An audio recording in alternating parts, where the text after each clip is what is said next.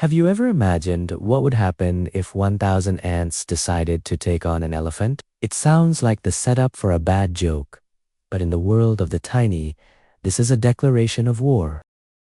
To a 6-ton elephant, an ant is nothing more than a speck of dust. But to an the elephant is a walking, breathing skyscraper of pure nightmare fuel. So, when they decide to fight back, they don't just swarm, they strategize. It begins with the draft. The colony selects their finest, the bravest, the strongest, and the most cunning ants to lead the charge.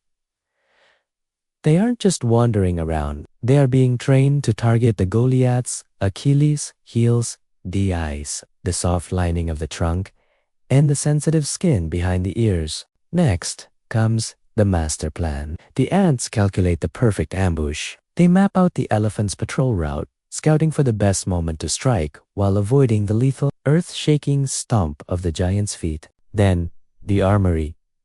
These ants are resourceful. They gather thorns, sharp pebbles, and debris, turning nature's trash into their own miniature bayonets. And, as a final, chemical touch, they prepare to deploy their secret weapon, concentrated formic acid, biological irritant designed to make the toughest skin feel like it's burning. Finally, the day of the battle arrives. The ants march out with the discipline of a veteran army. They swarm the elephant, biting, scratching, and unleashing their chemical artillery with surgical precision.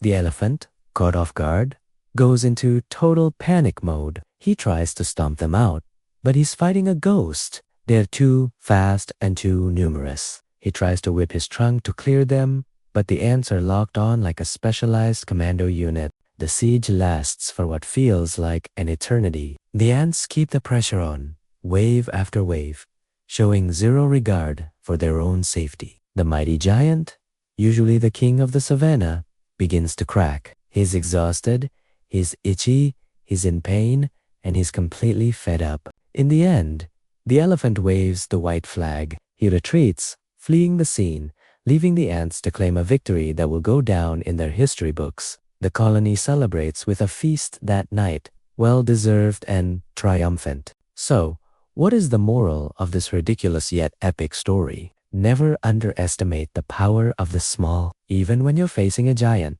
it's not just about size, it's about coordination, determination, and never giving up. Sometimes, all it takes is 1,000 tiny soldiers to make the biggest beast in the room realize it's time to call it a day.